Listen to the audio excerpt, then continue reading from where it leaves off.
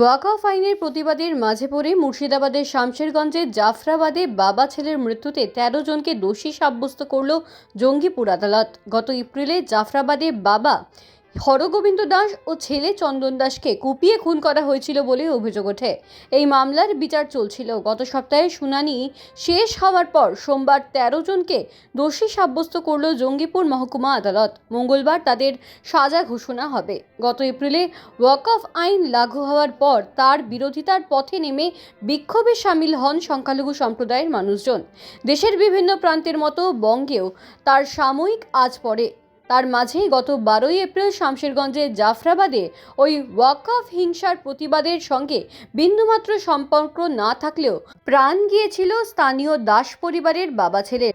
অভিযোগ ওঠে বিক্ষোভের মাঝে পড়ে যাওয়ায় বাবা হরগোবিন্দ দাস ও ছেলে চন্দন দাসকে কুপিয়ে খুন করা হয়। এই হত্যাকাণ্ডের তদন্তে সিট গড়া হয় জেলা পুলিশের তরফে। একে একে গ্রেফতার হতে থাকে অভিযুক্তরা। শুরু হয় বিচার প্রক্রিয়া। ডিসেম্বরের ১৬ তারিখ পর্যন্ত জঙ্গিপুর মহকুমা আদালতে চলে শুনানি। আর ২২ তারিখ রায় ঘোষণা করলেন বিচারক অমিতাভ মুখোপাধ্যায়। বাবা ছেলেকে কুপিয়ে খুনের ঘটনায় ১৩ জনকে দোষী সাব্যস্ত করলেন বিচারক। দোষীদের তরফে আইনজীবী জানিয়েছেন, সাজা ঘোষণার পর প্রয়োজনে উচ্চতর আদালতে আপিল করতে পারেন। এদিকে আজ ১৩ জন দোষী সাব্যস্ত হওয়ায় কিছুটা আশ্বস্ত দাস পরিবার।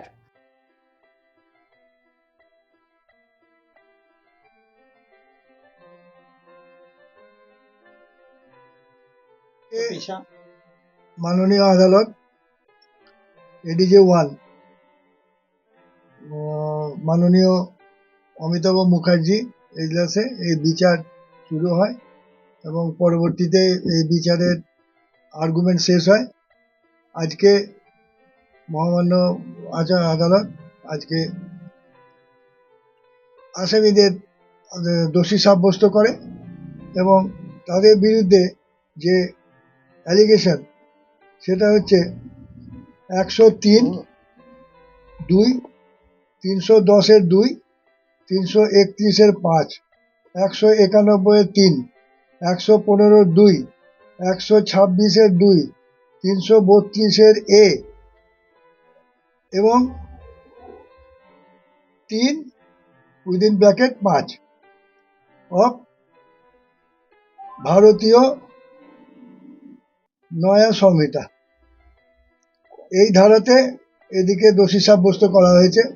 আগামীকাল এই যে ধারাগুলো আমি বললাম এর মধ্যে দুটো ধারা আছে, সেই ধারাতে মৃত্যুদণ্ড পর্যন্ত আদেশ বহাল থাকতে পারে, মৃত্যুদণ্ড পর্যন্ত আছে এই ধারা দুটোতে।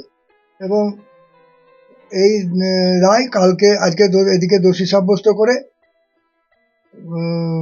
আজকে আর কিছু করেননি।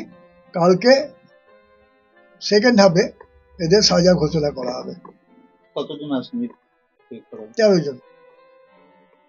১৩ জন আসামি। আর কোন ঘটনার পরিপ্রেক্ষিতে? শামশেরগঞ্জে যে ঘটনা ঘটেছিল, মার্ডার যেটা হয়েছিল, সেই ঘটনার পরিপ্রেক্ষিতে আজকে এই বিচার চলছিল তাদেরকে সবাইকে দোষী সাব্যস্ত করা হয়। কোন বিচারপতি? অমিতাভ মুখার্জি। কোন কোর্ট? এডিজে 1। আপনি? আমি পিপি ইনচার্জ সমিত চ্যাটার্জি, জঙ্গিপুর কোর্ট।